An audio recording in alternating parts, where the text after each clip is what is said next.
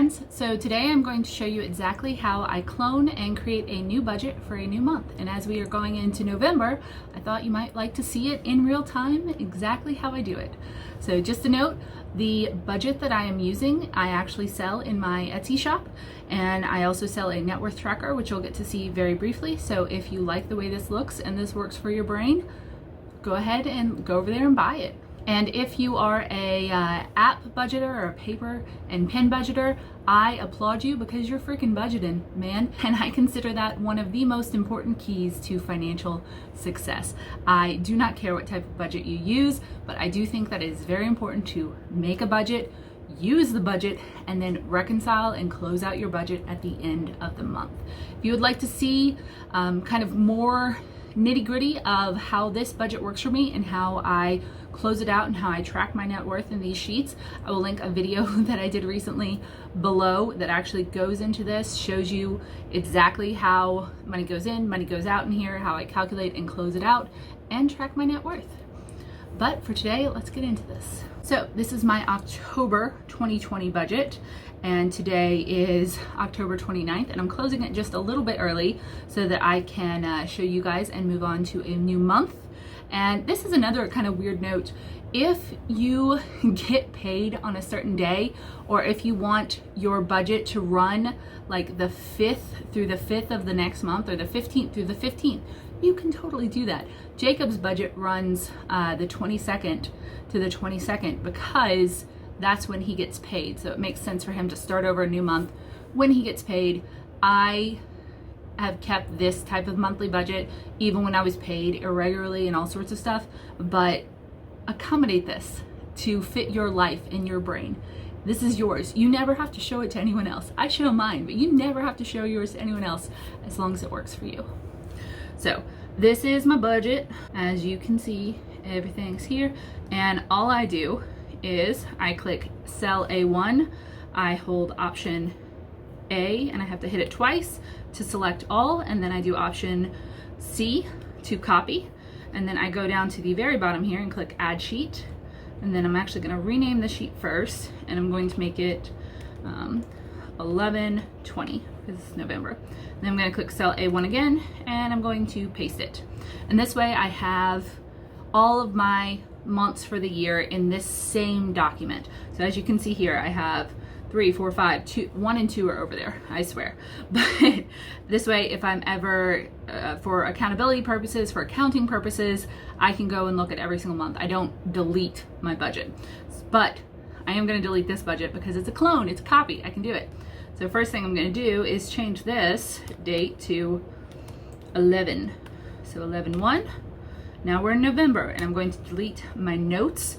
Over here are kind of the notes I made in October for November, so I'm going to add those in, and I'm going to delete some things like Jacob hasn't paid me for November yet, so delete that. I'm also going to delete electricity because that's not the amount that he will owe for this month, and then I'm going to delete this other because I don't plan on making that same amount again this month.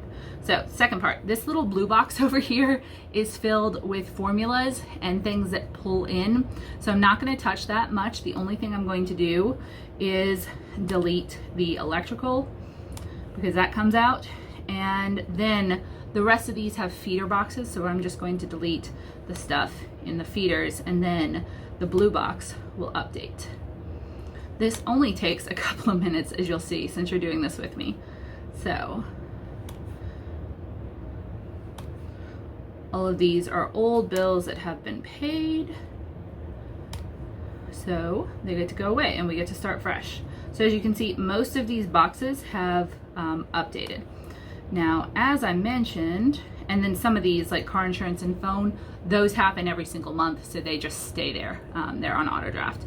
I saw $193.49 because I got my bill is the electric for the month, so 193.49, and then I'm actually going to calculate what that is.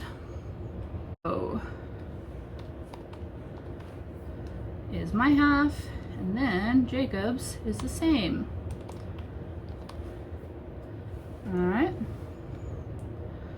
so we are good everywhere else here. These are also subscriptions. Nothing is going to get changed in any of the savings or investment boxes because, as you can see with the little asterisk, all these are on auto pay.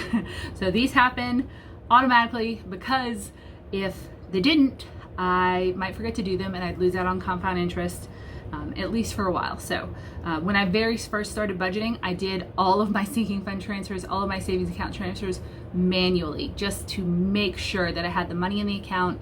I was ready to do them. I kind of avoided auto pay. Now that I'm in a slightly better financial situation, auto pay for life. All right, and then also going to come down here. We can close out or delete the things that I bought last month that are not going to repeat. And I also don't need that.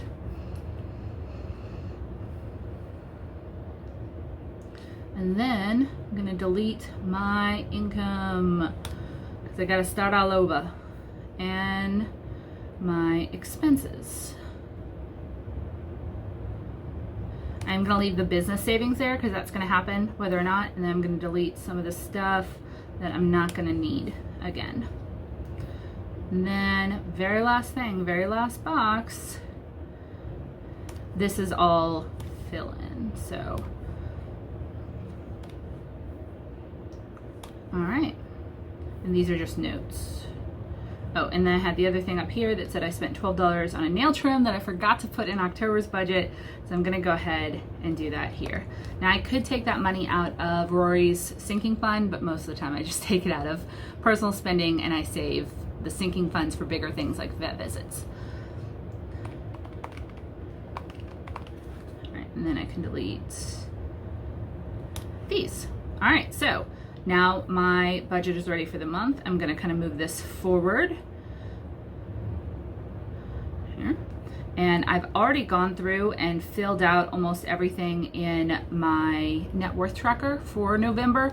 I will go in and update the checking account balance after the 1st and just double check that all of these are accurate. But this is also something I do kind of do at the end of the month. Beginning of the month, I go in, check all my balances, and kind of see how my net worth has grown. If you want to see me going through all of this, that video linked below on my October budget and net worth update will just break down exactly how this works.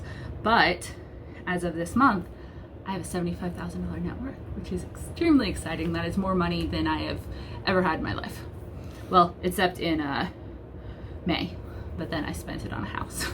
So yeah, that is how I close out my budget. And then throughout this month, same as every single month, anytime I make a purchase, I keep the receipt and then I log it in here and then I throw away the receipt.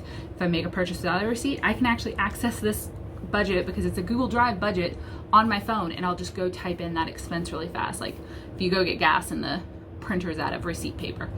I do that about once a week. Back when I was a beginner budgeter, I did it every single day. And let me tell you, if you need to get your budget down and you budget every single day, I cannot tell you how much that will help. It will keep you in your numbers. You will not bust, at least not unintentionally.